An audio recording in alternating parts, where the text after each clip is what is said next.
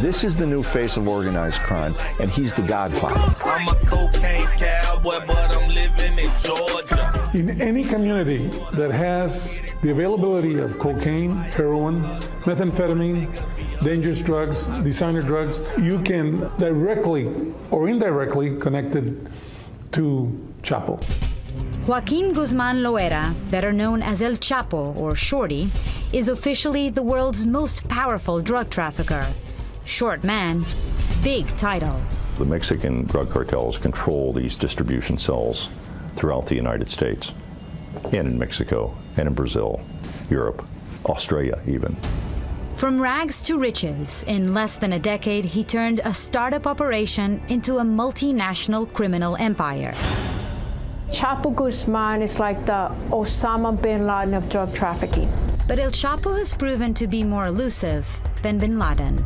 He was captured in the 90s and managed to escape 8 years later. El Chapo bribed his way out of what was supposed to be a high-security penitentiary in Mexico. Authorities in Mexico and the U.S. have tried to catch him, so far unsuccessfully. ¿No será que el Chapo Guzmán es el narcotraficante más poderoso de todos los tiempos, porque lo protege el gobierno más poderoso del mundo? He always seems to vanish just in time, and even with the U.S. government on his trail, he's still a free man. He is the #1 criminal operating in the world. Both dangerous and seductive, his myth grows as he evades the law. Songs praise his dominance and sex appeal. Emerging as the leader of the Sinaloa cartel, one of the most violent of the Mexican drug gangs. Conspiracy theories, billionaire status, relentless violence, ever-growing power. Mix it all and you have the ingredients of El Chapo's life. An unlikely rise from poor Mexican boy to CEO of crime. All we wanna be is El Chapo. At least all the street niggas I know.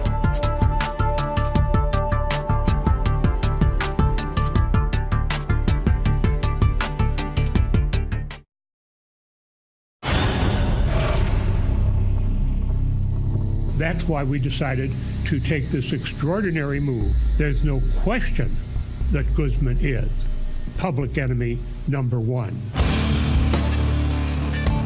Chicago, America's third largest city, with almost 800,000 Hispanics, it's a stronghold to the shadow known as El Chapo. Here in Chicago, Chapo's really taken a hold because it is a foothold through the Midwest.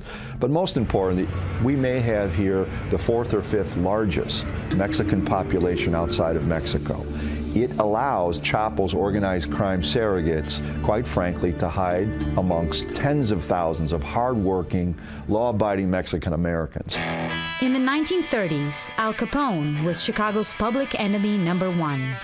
Today, that title is held by El Chapo, a man who has never set foot in this city. Guzman is by far the greater threat to the citizens of this community and the United States. This drug kingpin declared in 2006 that he wanted to make Chicago his distribution center, and he did. With the help of two of the most powerful gangs, the Latin Kings and the Gangster Disciples, he controls 80% of the heroin, cocaine, marijuana, and methamphetamine that floods Chicago, netting him at least $3 billion a year. Primarily, the largest, most violent gang in the city is the Gangster Disciples. They are the ones, for the most part, along with the Latin Kings, that control the movement of heroin on the streets of Chicago. Approximately 100,000 documented street gang members. Chicago, the Midwest, and border cities have all been heavily tapped by the Sinaloa cartel, El Chapo's criminal organization. Arizona is one of the busiest areas for drug trafficking along the U.S.-Mexico border. Tucson Border Patrol sector accounts for 49% of the seizures along the southwest border when it comes to marijuana. But his reach is even bigger. The Sinaloa cartel doesn't only control the Arizona southwest border. They also have the wholesale contacts of Colombian cocaine, because they also control the passageways from Colombia into the United States via Guatemala, because the drugs come in through those states as well, by air, by boat, and by land transit. The purpose of the transnational criminal organizations, it's profit. It's getting the product from point A to point B, whether that's narcotics or whether that's people. It's just getting the product from point A to point B. There is not, right now, a more significant, powerful trafficker than Chapo. He makes Al Capone, John Gotti look like Boy Scouts. To many, El Chapo is a folk hero, a cultural icon followed by thousands. Songs praising his lifestyle are popular on both sides of the border. Joaquín Guzmán Loera, alias El Chapo. All I wanna be is El Chapo. $3 billion in pesos. This team of investigative reporters from Univision spent months digging into his life to unravel the true El Chapo and to understand how a man who appears to be everywhere remains so elusive. El Chapo is everywhere, and they're not embarrassed or shy about saying, no, no, no. This is not Chapo, the narco trafficker, drug kingpin. This is El Chapo, our friend, and why are you here? He could be a colorful guy, but we shouldn't forget that he's a very violent guy. To see all this chaos and all this destruction and death and come from this one guy, you go, oh my God. I mean, he's everywhere, so we could go everywhere and do a story about El Chapo. When we come back, the Univision team takes us into the heart of El Chapo country in Mexico, to the capital of his worldwide drug empire.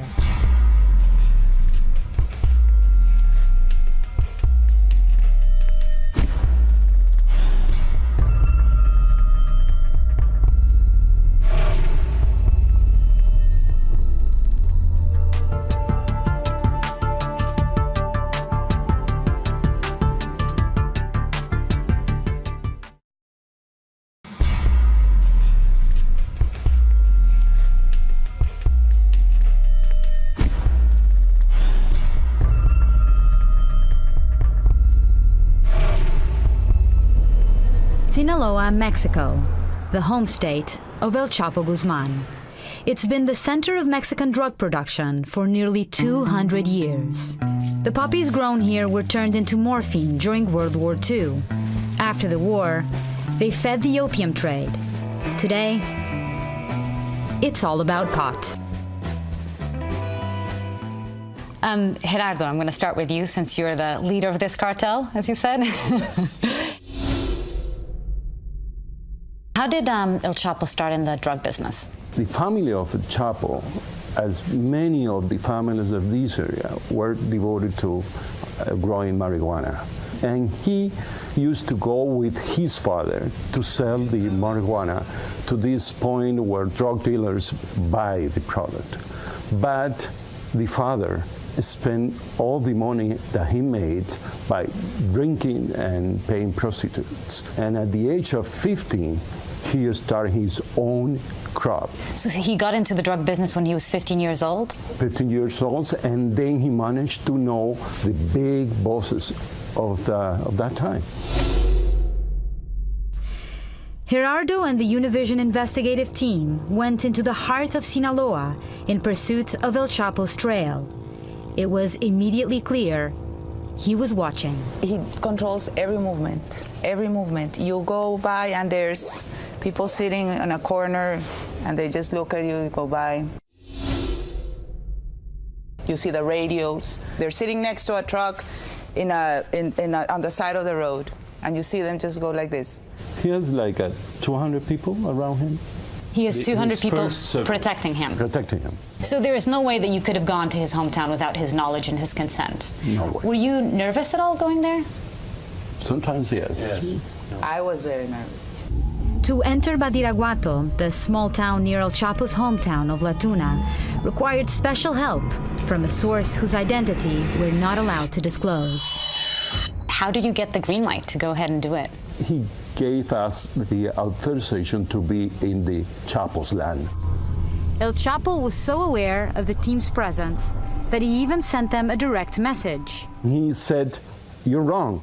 The Chapo's land is Mexico, not that piece of the country, the whole country." Why? Why do you think he agreed to it? El Chapo wanted an interview with us. So he told this woman, make all the arrangement to get the interview. And we were very close to get the interview, but at the end, he said, "I give the interview, and if you allow me to review whatever I said after the interview." And we said, "No. We haven't done that in Univision for presidents, ministers, or whatever. We are not going to do it for a drug trafficker." So, to many in Sinaloa, El Chapo is not just a drug trafficker. He's a hero. They see him as a modern-day Robin Hood. They like him because he came from poverty. And the myth is that he helps the poor people of the Sierra, the mountain range where he grew up. He mocks the United States, and they love that. I mean, here's a kid who came from a very poor neighborhood in Mexico, first grade education, and he's known all over the world now. And like you said, they think that he's mocking the United States, and nobody's been able to capture him. They caught Osama bin Laden in another continent, and he's across the border, and they can't catch him. So while filming this, you kept on hearing people referring to him as sort of the Robin Hood who's bringing money and food to the people. That's his reputation around it. But the only thing that they got from him is protection and some contracts for the source of the marijuana. But that's it. Because the region where he's from is still really poor. One of the poorest regions of Mexico, according to the Mexican government. In his early 20s, he was in charge of the airplane operations for Mexican drug kingpin Miguel Ángel Félix Gallardo. El Chapo Guzmán was one of the figures. I mean, he certainly was what I would call a key player within the Sinaloa cartel. But I don't even think at that time he was yet the major figure. He would become that in the 90s. After Félix Gallardo's capture in 1989, El Chapo slowly took control of the entire Sinaloa cartel. Over the last 15 years or so, Guzmán has become the head of the Sinaloa cartel. The war between cartels hasn't stopped. The trail of blood from criminals and innocent victims keeps growing. According to the latest death toll in Mexico, over 77,000 people have died in drug-linked violence since 2006. Particularly people that are involved not just in drug trafficking, but kidnapping, extortion, and all the other kinds of organized crime, human trafficking, that the major cartels in Mexico that are based in Mexico are involved in. El Chapo Guzmán has taken over the organization, so he's certainly been engaged in a lot of murders of people and a lot of violence. And no one is immune from El Chapo. Well, for me personally, while I was on the border, there was a veiled threat from Chapo to chop my head off. He'd done it before, leaving the heads of several members of his rival cartel, Los Zetas, in Nuevo Laredo, Zetas territory. He also left a written threat, signed, "Sincerely, El Chapo." Chapo has an organization that is second to no one in terms of the power, the corruption techniques that he has. ¿Y para qué quiere las armas? ¿No sabe usar armas? Is the most wanted drug lord in the world. Pero eso no parece haber intimidado al Chapo. Joaquín El Chapo Guzmán Loera. Del narcotraficante más buscado del país, el Chapo Guzmán. Il Chapo Guzmán ha inventato i tunnel sotterranei tra Messico e Stati Uniti. And Forbes magazine wants him for an interview because he's made their annual list of the world's billionaires. 超级毒枭墨西哥头号通缉犯，美国政府为了抓到他，甚至悬赏500万美元。 The threat of Chapo is everywhere. Can you give us an example of how you felt that? We were told that an interview we did had been recorded.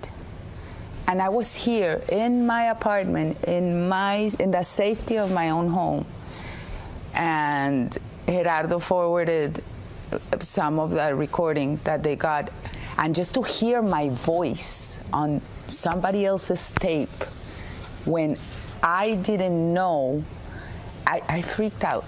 That was very scary, to hear somebody else recording you without you knowing. El Chapo was listening and watching, doing whatever it takes to protect the international drug empire he built, and reminding us all that he is everywhere.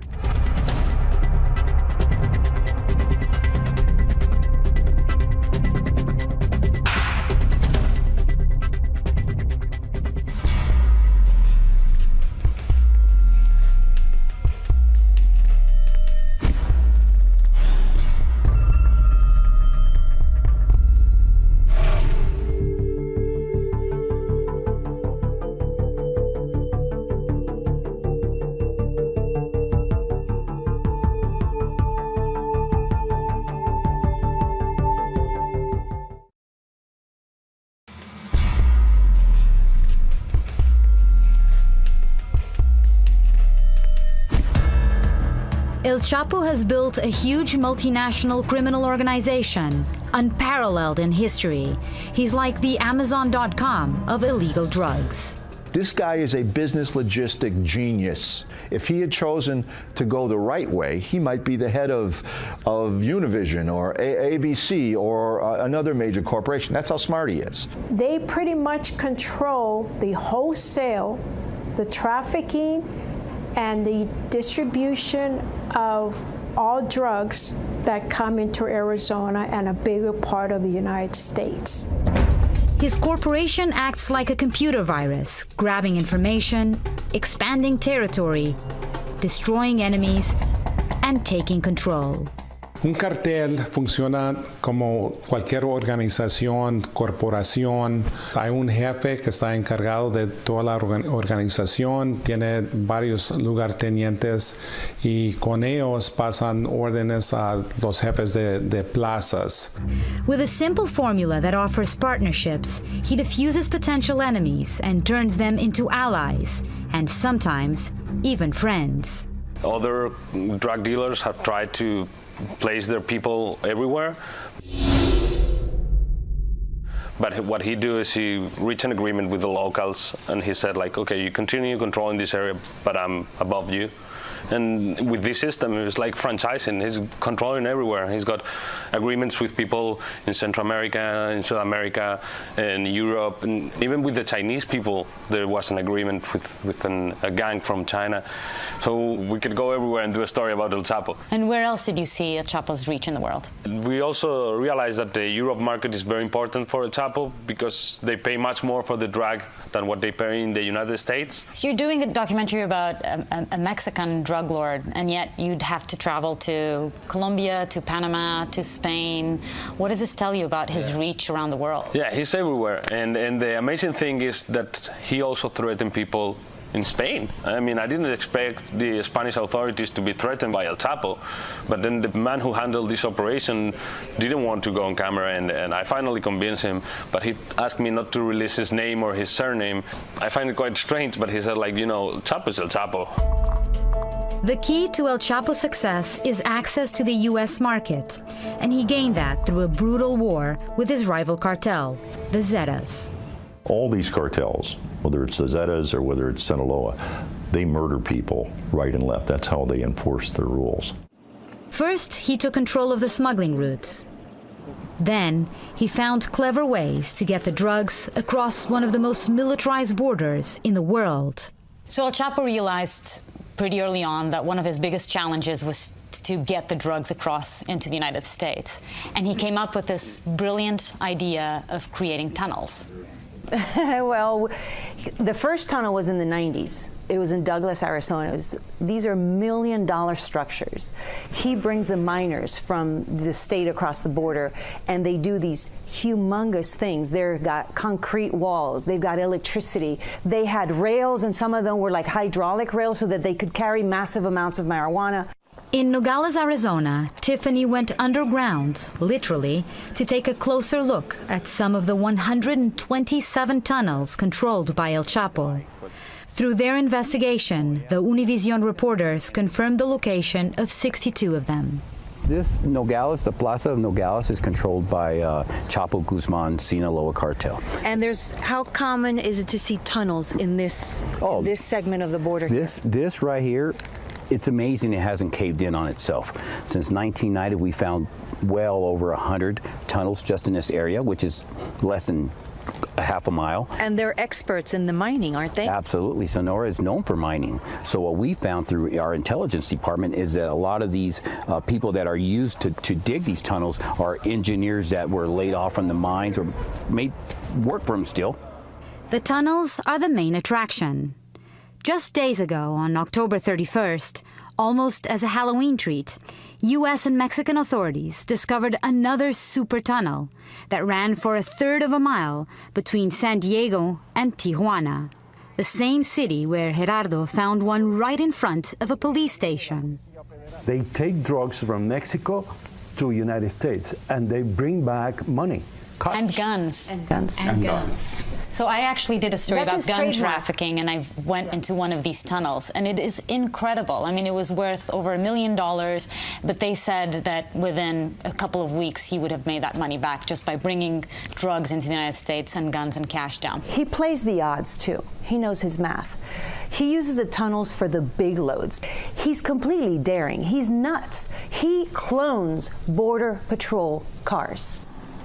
He gets the Border Patrol, exactly the same thing, and he passes it across the border. Utility vehicles, everything that would look normal crossing the border. And he does that for the heroin and the cocaine and the meth, which is the smaller amounts. He uses the pedestrians. From submarines to woodlogs, El Chapo has shown great creativity.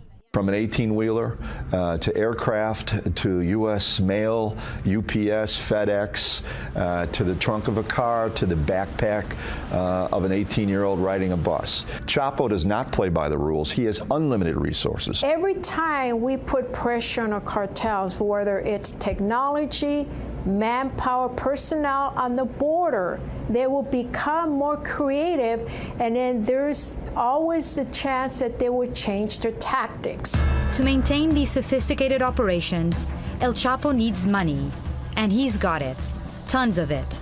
He's been on the Forbes list of billionaires 4 times since 2009. He has a lot of protection around him, both his security guards and people that are willing to protect him, because he has a lot of money and assets to throw around. Financial power gives him a long reach. From the hills of Sinaloa in Mexico, the shadow of El Chapo stretches across the oceans and deep into urban America. So the majority of the drugs that you see in Chicago are controlled by El Chapo? Mostly, yes. The DEA is going bananas in Chicago because they don't know what to do. There's so much drugs, and it's so pure. The heroin they've seen is like 80–90% pure. So everybody is smoking it, snorting it. There's no need of needles, no AIDS, no hepatitis, and it's $10 for a small bag. We got this amazing video where you see people standing in line, Mariana, you wouldn't believe it, in the middle of the day, 11 o'clock in the morning, and in a matter of seconds, boom, boom, boom, boom, boom, 15 people in that line, and everybody went with their heroin. And all of this is controlled by El Chapo? Well, they have what they call the choke points, which is people like this African-American, his name was Kylie Murray, and everybody thought he was an NBA, player, because he had the whole bling bling, going on. He had the Ferrari, the Porsche. He had homes all over the place. Well, guess what? This guy was connected to El Chapo because the DEA knows. The choke point is that person that entity that deals with the street gangs, but also has some connection to the cartels. By targeting those people, we've got the ability to work with our friends at the police department down to the street level to interrupt the violence that the narcotics are causing. We have people in Chicago that has been killed, part of his organization in Chicago. So He's everywhere. He is everywhere. He might be here, and we don't know. Hope not. Next, the legend of El Chapo is born. Alias El Chapo Guzmán.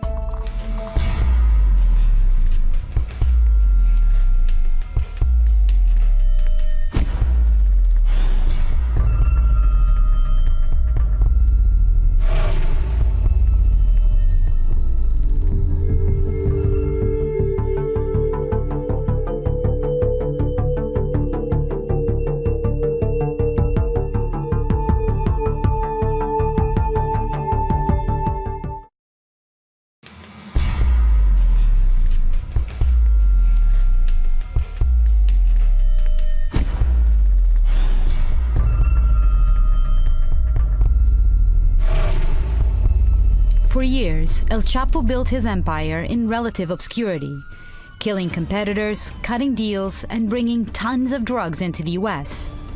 Then, one day in May of 1993, all that changed.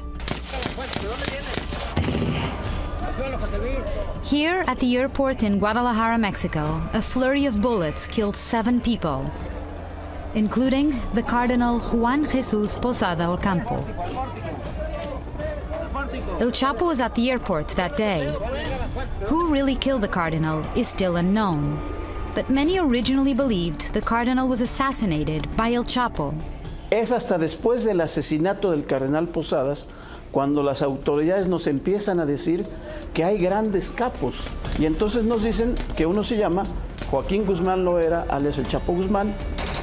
For the first time, Mexico learned that it had its own drug lords, and one of them was Chapo Guzmán.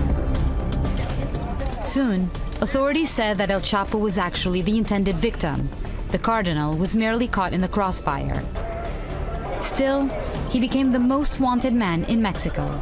It was the beginning of the legend of El Chapo.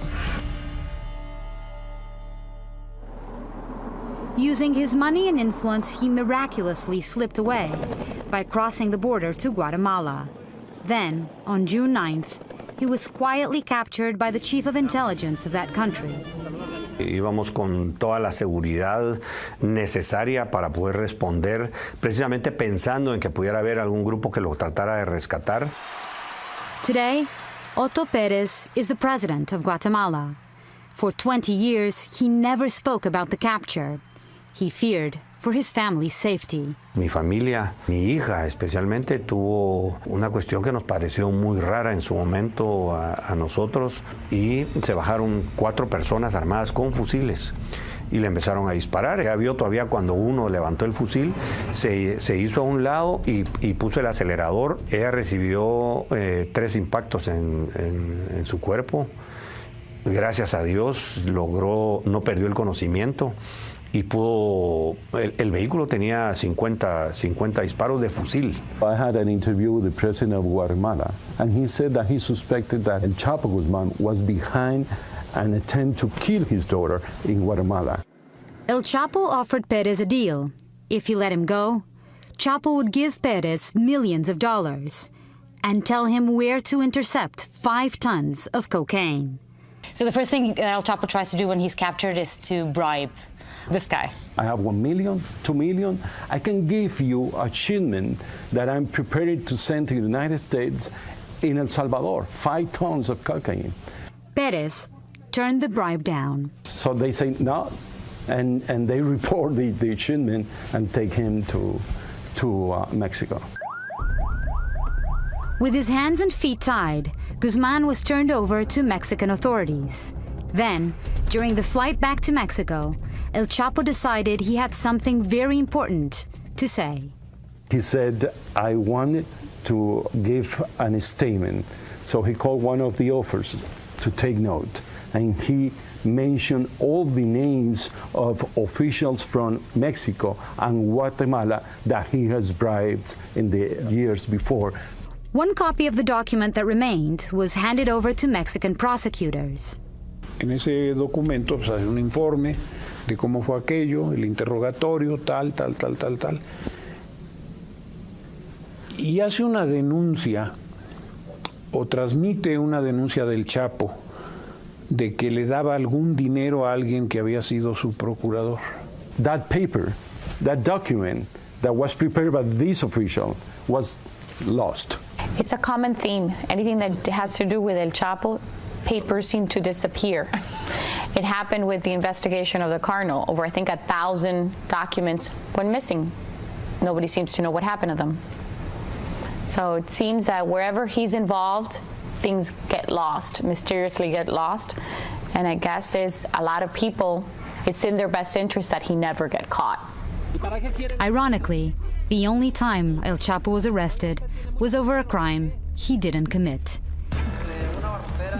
El Chapo was first sent to a strict penitentiary, where he couldn't even talk to other inmates. He complained and got moved to the Puente Grande prison in Jalisco. With bribes and intimidation, he turned the jail into a 5-star hotel, full of special privileges. Le permitían la entrada de prostitutas, le permitían la entrada de Viagra, porque el Chapo Guzmán consumía Viagra, cocaína, y le permitían, no solo eso, le permitían también tener acceso sexual a reclusas que estaban ahí. One of them, Zulema Hernandez, became his girlfriend. And in one of the many love letters El Chapo sent her, he told her that after 8 years behind bars, he would soon be free again. Were there other prison officials or guards that were aware of this and allowed this to happen because they were paid bribes or intimidated in some way? It seems unlikely that he just got into a dirty clothespin and got rolled out of the prison without a fair number of people having been paid off to help him escape. And to this day, he still eludes those trying to capture him.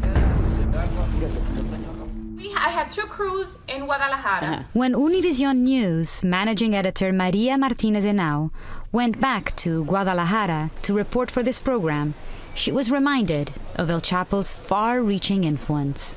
So I'm in Guadalajara with 2 crews. One was working on some other story, had to do with drug trafficking, in which a Puerto Rican national was in a jail. So I'm interviewing his lawyer. And the lawyer says to me, "You haven't been honest, have you?" To me. And I said, "I'm sorry? Honest about what? Why do you have a crew in the Guadalajara airport investigating El Chapo?" And I said, "Oh, well, we're working on a Chapo special. How are you involved? Are you one of El Chapo's lawyers?" And he said, "I'm his friend." Once again, El Chapo had eyes and ears everywhere. When we come back, how the world's most powerful drug lord evaded capture, and a surprising connection El Chapo has to the United States.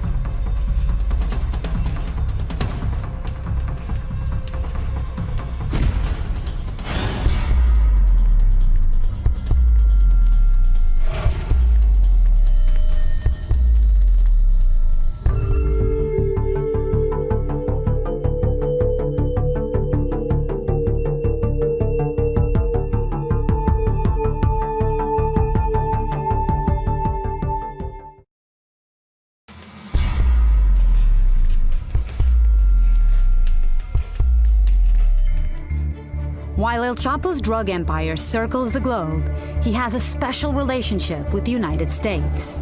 I see young people dying from heroin overdoses, and I see gang members shooting it out, killing innocent people because they want to control the market because it's the way they make their money. And I see Chapo sitting on a mountain in Mexico counting his money. We look around Los Angeles, New York, Miami, Houston, many cities across the United States. The major, what I call first level of wholesale distribution, multi-kilo distribution, that's controlled by the Mexican cartels.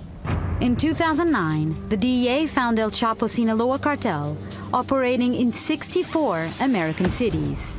But his ties to the U.S. run even deeper.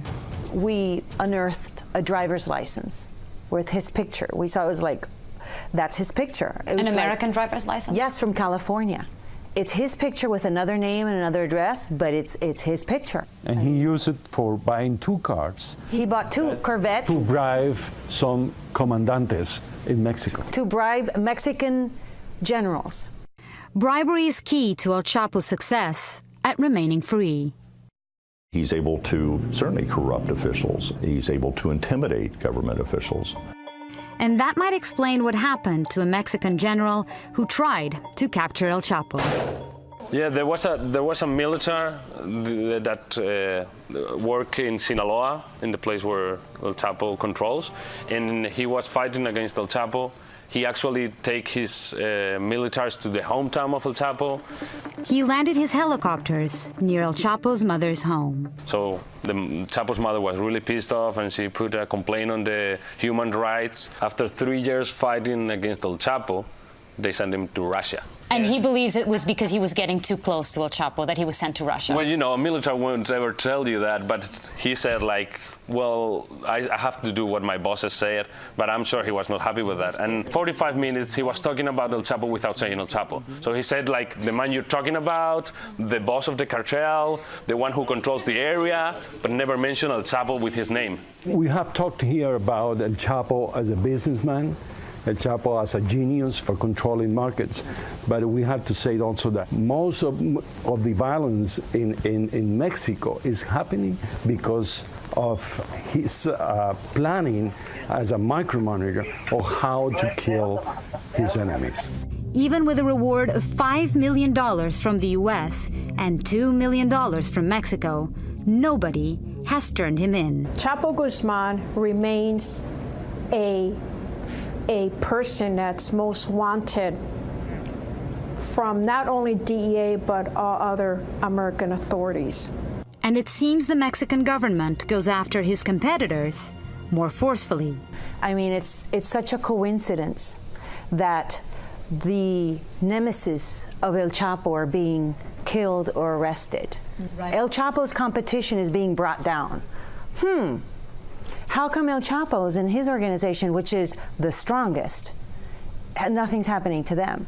An analysis of arrests by NPR found that even though El Chapo's cartel is the largest, it only accounts for 12% of all federal cartel arrests in Mexico. It might be a good strategy to go after the Zetas first and then Sinaloa. There's a commitment on the part of the Mexican government at the federal level to go after and destroy all of the powerful, big, organized crime groups. You can't just leave one left standing. But there is another, more sinister idea about why El Chapo has been able to escape the law. People that follow his life believe that he had an agreement with the United States anti-narcotics agencies.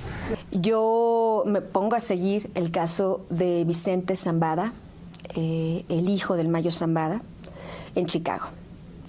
Y descubro que su defensa empieza a fraguar, a articular un argumento insólito en la defensa del joven capo.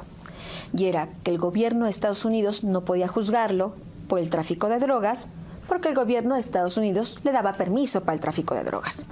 The son of El Chapo's partner on trial in Chicago for drug trafficking claimed in court that El Chapo has a deal with the DEA. And in the court in Chicago, the lawyers for this guy said he has immunity. The United States government has an agreement with El Chapo Guzmán. Former DEA Administrator Robert Bonner denies there's a deal with El Chapo. It's ridiculous. There is no agreement between Chapo Guzman and the DEA. Nothing the DEA would more like to see than the capture of El Chapo and ideally his extradition to the United States. But it wouldn't be the first time the DEA worked with drug cartels. In the 90s, they made agreements with Colombian cartels. When they were fighting the cartels in Colombia, the government and the DEA made some questionable agreements with the cartels to destroy the Medellin cartel. Of course, DEA will take information from one cartel and use it against another cartel. We did that in Colombia. Once the Colombian government said enough is enough, It took them 10 years to destroy the two most powerful drug cartels the world had ever seen. They went after the Medellin cartel first, then they focused on the Cali cartel, ultimately locating and killing Pablo Escobar. So how would you compare Pablo Escobar to El Chapo? El Chapo has more money to pay bribes than Pablo Escobar. The Medellin cartel paid bribes for getting some specific favors. My impression is that El Chapo paid monthly bribes. El Chapo is a bigger player in this arena. Pablo Escobar only controlled cocaine. El Chapo controlled every drug that you can imagine. And he is in Europe, he's in Africa, he's in the United States, and all Latin America. He's bigger. He's a global player. He is. Others think that the governments of both the US and Mexico are simply not doing their best to capture the CEO of crime. All Mexico has to do is look to the way Colombia took care of business. And yes, the US had to help. Mexico cannot do it alone. The US has to be involved. If you cut the head off of a snake, the snake is not going to exist anymore. It's interlinked, like the CEO of a corporation. If that CEO did not exist, it's going to frustrate that organization, which will ensue instability, a great instability, and for us, the best attack is when they're vulnerable. It's important for us to take people off the street corner that are involved in violence, but we can't stop there. We've got to link it back to the people that transport, stash it, are accountable for it, and we've got to follow that all the way back to the border, even though we're 2,000 miles off the border, and work with our counterparts in Mexico along the border to hold Chapo responsible. You know, if we paid attention to the poison that Chapo Guzmán is sending to the United States, we shouldn't tolerate it. While he sends his poison to the United States, he also sent precious cargo here. In 2011, his wife, Emma Coronel,